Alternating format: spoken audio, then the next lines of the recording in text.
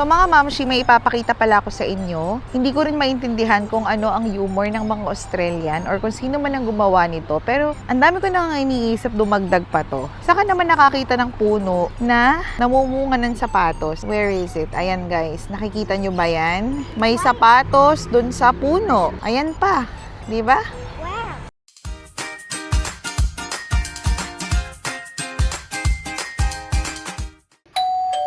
Good morning mga Mamshi! Welcome back to the Mamshi channel, and for today's video, another weekend vlog na naman. Samahan nyo na naman kami sa isang productive weekend. So for today's video, let's start the day with breakfast. So nagluluto na ako ng longganisa, paella, at saka fried egg. Yan. Gusto nyo dating tostado yung labas, tapos malasado yung gitna. Tapos ako mga Mamshi, meron ako ditong siopaw na ini-steam. Binili lang namin yan sa Woolies.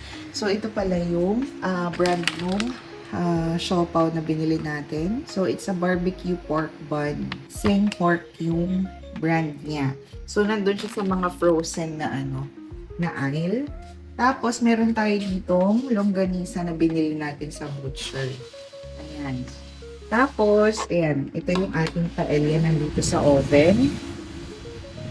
So, ininit ko na lang kasi kagabi pa namin yan ginawa. While, dito naman sa labas, andito si Daddy, gumagawa ng mowe.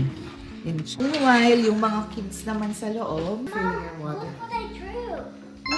Wow. So pretty naman. Galing naman ni ate. And you also have your name here. It says, Kalisiput. so, since Sunday ngayon mga Mamshi, today is my laundry day ng uniform ni Daddy. So, dahil nga madumi yung uniform ni Daddy, inuuna ko muna yung mga natitira nating laundry for the week. Usually kasi, hindi ako naglalaban ng isang buong araw para dun sa lahat ng damit natin. Ang ginagawa ko, niro-rotate ko siya. May araw na para sa mga beddings, may araw na para sa mga light colors, may araw naman na para sa mga dark colors natin ng mga damit. Tapos, may araw talaga ako na para dun sa uniform ni Daddy. And usually, naglalaba ako ng uniform ni Daddy Saturday ng hapon or gabi. Kasi nga, para yung ginamit niya ng Saturday, mapasama dun sa lalabahan natin. Kasi hanggang Saturday yung pasok ni Daddy, may overtime siya ng Saturday half day. So, ito yung ating laundry. So, ito yung uniform ni Daddy. Sobrang dami na umapaw na dun sa basket natin. Tapos, ito yung mga light colors. Yun namang mga dark colors natin, mga mamshi. Na-load ko na siya kahapon and na-dryer ko na rin agad. So, pipick upin na lang natin dito para tiklupin, i-fold at ilagay dun sa mga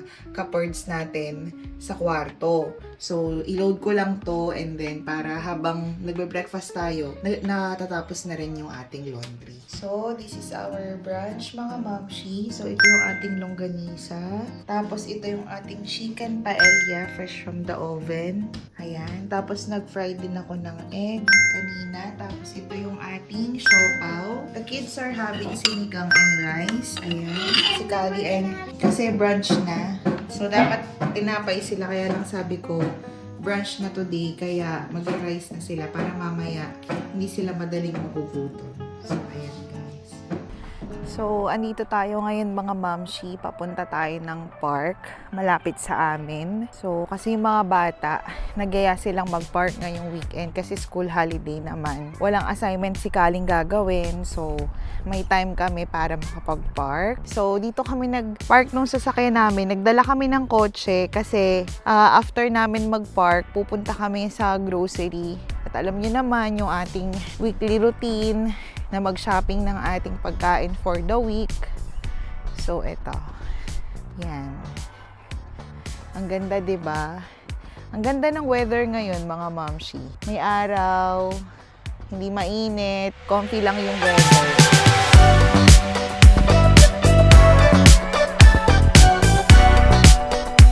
Go, go, go!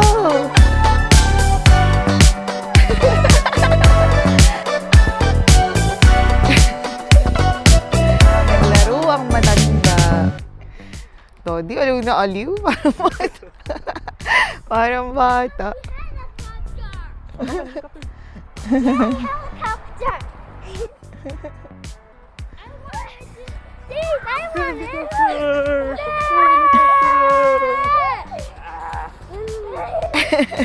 I'm getting dizzy. Hey, look at Daddy. Yeah. Nahilo na si Daddy trentahin. Hilo yarn? Hilo yarn? If you can chase Daddy, I will give you a toy. A toy. Come on, let's go. Come on, faster. Faster, faster. You're too slow. Come on, chase Daddy. Chase Daddy. Chase Daddy. Ah, almost got him. Almost got him. Almost got him. Ah, no. Now you get a toy. Alright. Daddy's tired. Good, now let's play pieces. Yes! A toy! He's gonna get you a toy. I'm getting old. Si Daddy bumalik na sa pagkabata. Enjoy ang matanda, enjoy ang mga bata. Ang ganda mga mamshi ng playground. Kami lang yung tao. Ayun mga mamshi, dito ako nag-swing. Yan. Hindi kasi ako kasya dun sa isang swing. Si Daddy kasya. Hindi kasi kasya yung hips ko. Daddy, wala bang swing nung bata ka? Mom, can you swing us? Mom, can you Kung gusto mong pawisa pero di ka pawisa kasi malamig. Mom, can you swing us? Kasi kita niyo naman mga mamshi, ang grabe yung araw. Oh. Parang, kasi ang oras ngayon ay katanghali ang tapat na. Oh. 'Di ba? Makikita niyo yung araw, siya, mataas yung araw. Pero dahil winter na ngayon, yung breeze nung hangin, napaka-chilly. Ganon. Pakalamig. Kaya kami ay mga naka-track pants, naka-sweater kasi malamig. Pero, ito naman yung comfy weather na makapag-playground. Kasi kapag summer, ang hirap mag-playground dahil ang init. Masyadong hindi siya yung init na pagpapawisan ka eh. Mainit kasi masakit yung radiation galing dun sa araw. Pero, malamig yung hangin kaya natotolerate naman. Kaya lang ngayong summer, pag summer, ibang usapan na yun. Pag summer dito sa Australia, talaga napaka-harsh nung araw. So, kita niyo naman mga mamshi, yung paligid, oh. Diba? So, kapag meron kayong mga bata na gusto magtatakbo, aside dun sa playground, meron din siyang malawak parang na ganyan. Pwede magtakbuhan, maglaro ng habulan. O, diba? Pumupunta kami dito kapag sinusundo ko si Nakalisi after school. Dinadala ko sila dito kapag may time. Pero kapag hindi maganda yung panahon, syempre pag sobrang init o kaya kapag sobrang lamig or naulan or feeling ko uulan, hindi kami nakakapunta kasi syempre depende rin sa panahon. May time din na wala ako sa mood, may time na yung mga bata parang wala rin sila sa mood na maglaro. Pero kapag school days tapos uwian na ng mga bata, may mga ibang bata din na naglalaro dito kaya mas nag-e-enjoy sila kasi may kalaro sila. Ngayon kasi napataon Sunday, tapos yun nga tanghaling tapat kaya wala kaming kasabay na naglalaro dito sa playground. So ayun mga mamshi, ang chika natin today. After nito magro-grocery na kami, tapos hindi ko alam kay Daddy kung may iba pa siyang bibilhin na gagamitin niya this week. Pero sa Campbelltown kami bibili kasi usually dito lang sa malapit kami bumibili. Pero this time sa Campbelltown na lang, dun kami sa local butcher bibili ng mga meats kasi mas fresh kaysa sa grocery. Tsaka mas maraming options ng cuts ng meat, ng chicken. So, malapit na nga pala yung birthday ni Daddy. Birthday na ni Daddy ngayong week. So, hindi ko alam kung anong plano niya this weekend. Kung siya ba ay maghahanda, ganyan. Kung mag-i-invite siya ng friends niya, mga ganon. So, malalaman natin ngayong weekend. Tingnan niyo yung clouds, mga mamshi, oh. Kanina, di ba, ang init-init. So, ilang minutes lang, tingnan niyo yung langit. Parang uulan na. So, totoo talaga yung sinasabi nila na dito sa Sydney, in one day, pwede kang maka-experience ng 4 season. Gigising ka ng malamig, tapos sa tanghali, maaraw, mainit, tapos sa hapon, uulan, tapos sa gabi, pwedeng malamig, pwedeng mainit ulit, o diba? Unpredictable talaga yung weather. Kaya talagang dito natuto ko tumingin sa weather forecast. Para alam ko kung anong isusuot ko, kung magja-jacket ba ako, maplano ko kung ano yung activities ko within the day. So, ayan o, kita niya naman. Parang uulan na. Dahil dyan, mamaya-maya lang ay aalis na kami. Kasi ang lamig na din. Nag-e-enjoy pa sila. Diba? Hi mga mamshi, andito tayo ngayon sa Campbelltown Mall. Tapos na kaming mag-playground and nag-drive kami dito kasi dito sana kami mag-grocery. Pagpasok namin, nakita namin yung food court nila at merong Pinoy na store. Says Kabayan Kitchen. So ito yung mga food nila. Yan. Hi po! Kain kayo dito guys. Hello po! Ayan. Welcome to Kabayan Kitchen. Meron tayong Filipino cuisine dito. Teka lang si Kali, ang gusto naman ay donut. Alex, what are you doing? Waiting for ate. So daddy's still thinking what to eat.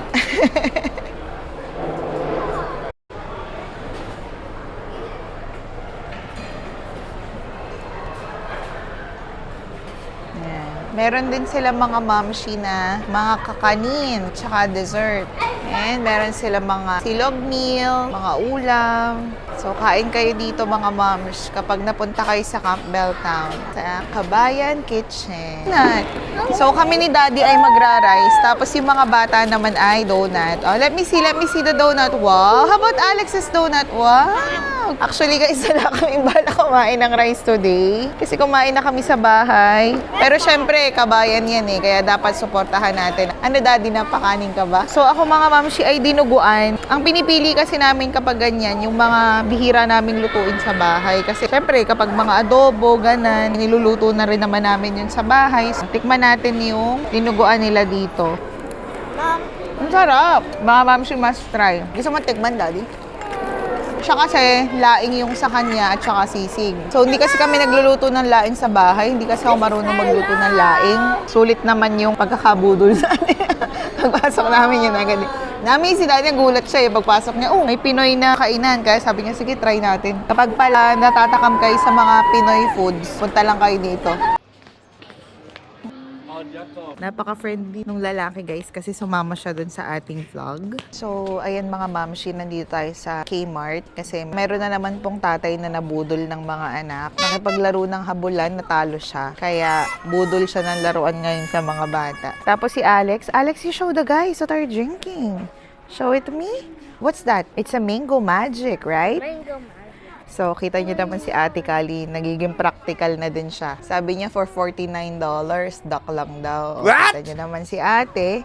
Ate already knows what's expensive and what's cheap. So, guys, nakakatuwang mamili ba dito sa Kmart kasi one-stop shop na siya. So, meron siyang mga toys. As kita niyo naman yung mga toys niya, hindi lang basta-basta toys. As in, marami talagang toys. May mga license na toys.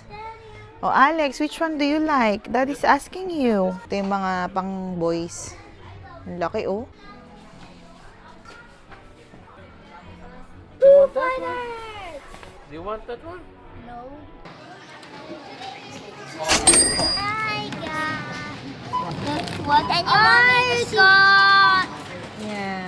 Hi mga moms. So, ayan, balik tayo dito ulit sa pinasukan natin na entrance kanina. So, si Daddy na lang ang pumunta dun sa bilihan ng mga gulay, sa mga bilihan ng mga prutas. Kasi nga, ang daming tao sa baba. So, si Kali kasama nung Daddy. After nito, daan tayo sa butcher and then uwi na tayo kasi tomorrow is Monday na naman. So, we're going home because Ate Kali's super tired.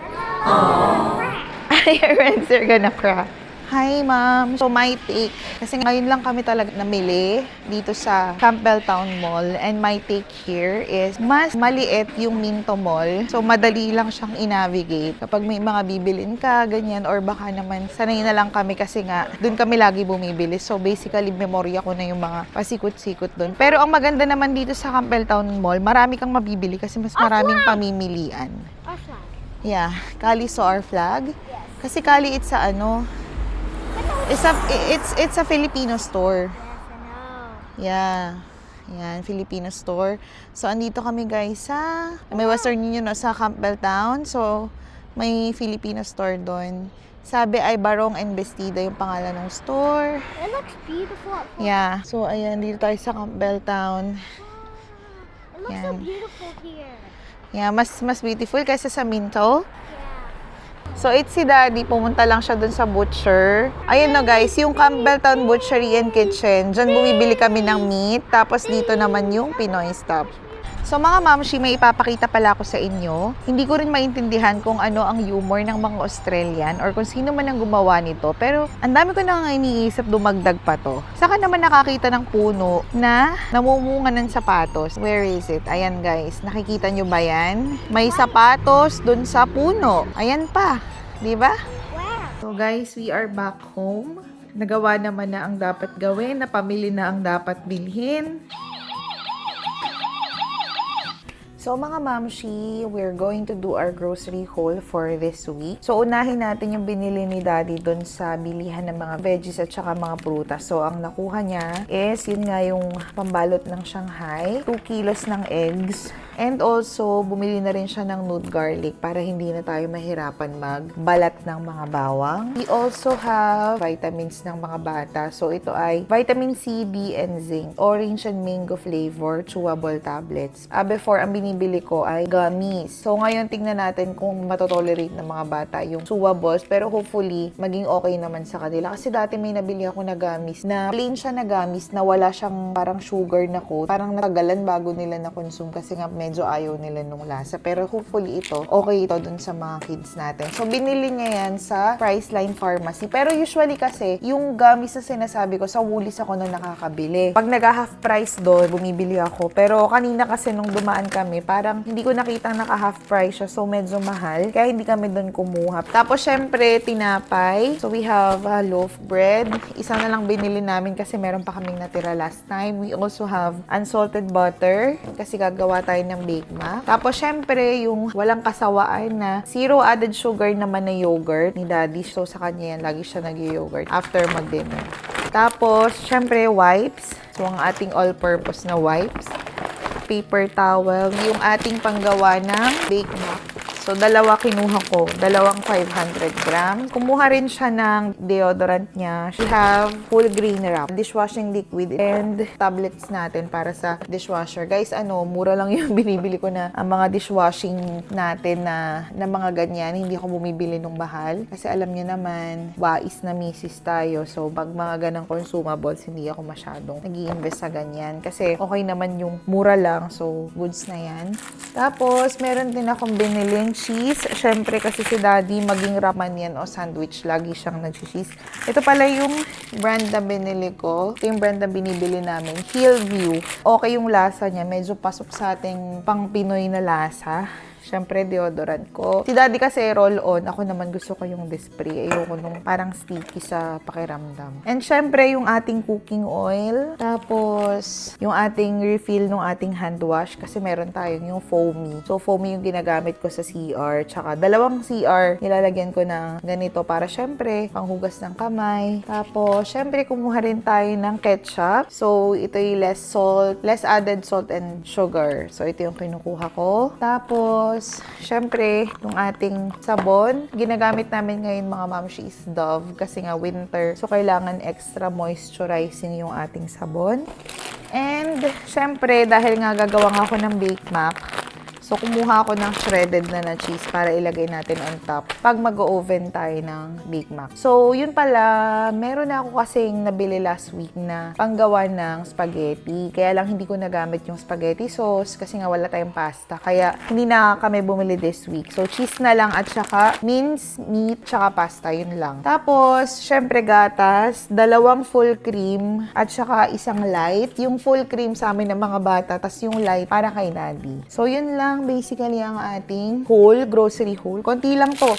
Hindi na kagaya ng mga previous namin na grocery na sobrang dami kasi medyo nagka-cut kami ngayon ng grocery kasi marami kaming natitirang food. Siyempre, para makatipid-tipid din kasi meron tayong upcoming na gastos na pagkakagastosan kasi 'di ba school holiday. So, meron tayong trip to be announced siguro baka next week or next week. And so, parang this grocery haul cost parang I think $90, something around ganon. So, ito na lahat yon. So, dito kami napamahal sa meat. So, ang dami guys, oh. So, ito yung gumastos si Daddy na $150 sa karne natin. Ang ganun kadami. So, isa-isahin natin. Siyempre, bumili siya ng longganisa. Ang favorite na longganisa. Tapos, ito, puro laman naman ang nabili niya. So, bumili rin siya ng pure na laman. Tapos, meron ditong liempo. I think it's pork belly.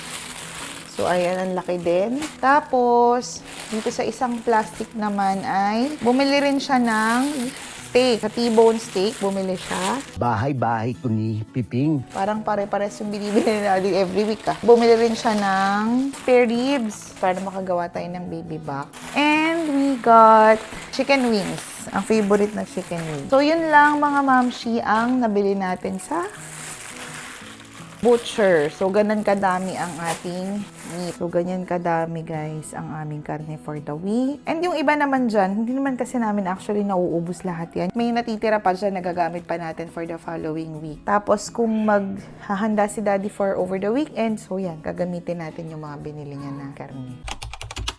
Let's open the door. We are home. Alex and Mommy's home. Do you want to eat? You want chocolate spread? How many? 3. You want 3 chocolate spread? And then I'm going to prepare your breakfast, okay?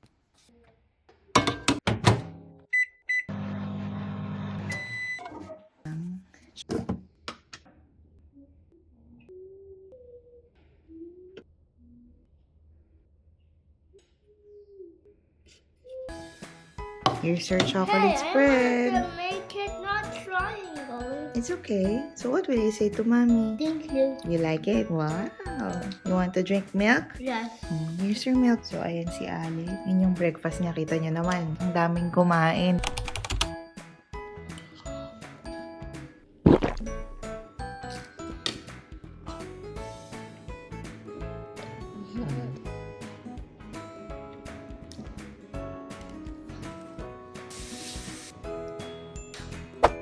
Hi everyone, this is your favorite person. So I got home today and it's the last day of school. And do you want to see what I made today? I made a little snake. Oh, it has little cute pictures. And I made 2 little flowers, which is magenta and purple. We got here. So does anybody want to see my brother's illegal magic trick? Okay, what's your magic trick, Alexi? You can sit on the chair's head. On a Is chair. it magic? No, it's reality. So, you wanna finish your baon? You know the drill. Yes. Okay, so ito kasi si Kalisi kapag meron siyang baon na hindi nauubos, kinakain niya yan dito sa bahay kasi it's not nice to waste food, right? And I always get hungry when I get home. Yeah, because she always gets hungry when she gets home. Sometimes she share it with Alexi? Alexi. But Alexi already finished his food, right, Alexi? Alexi, do you want to do a movie for our viewer? You wanna say something to the vlog, Alexi? What are you gonna say? Come on, Alexi, make a cartoon for him. What will you say to the vlog? Are you shy? Oh, what are you gonna say? It's a one about a ship.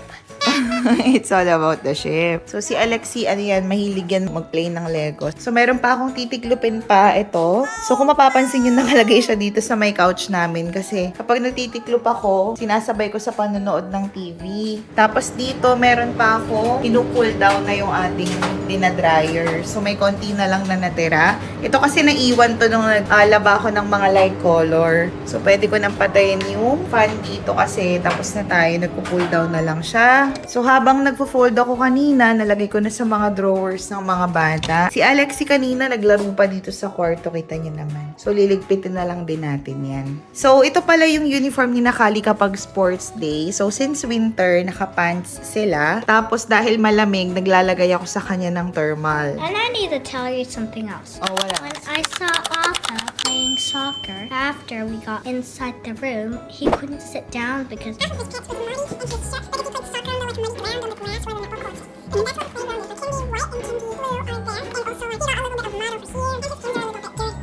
I'm gonna remove your ipit na ha. So, you know the drill. You know where to put your clothes. So, ito daw yung natira niyang baon. Kakainin niya yan. And it depends if Alex wants some. He's going to share it with Alex. Are you still hungry, Alex? I don't need this. Ah, you don't need it. So, kita nyo kasi guys, kanina bago namin sunduin si Kalisi, si Alex kumain muna ng rice. So, ganyan yan kapag nagugutom.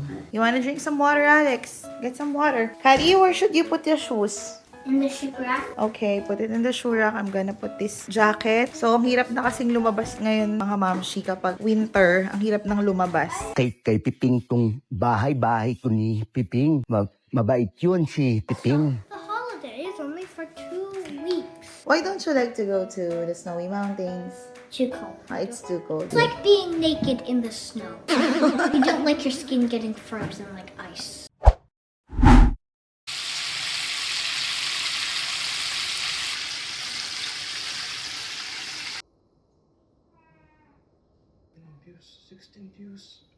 Bum bum bum bum bum bum bum bum bum bum bum bum bum.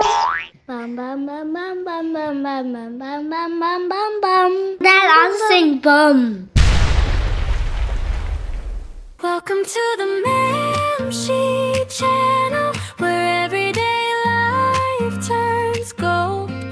Family moments, real and simple, stories waiting to be told. From school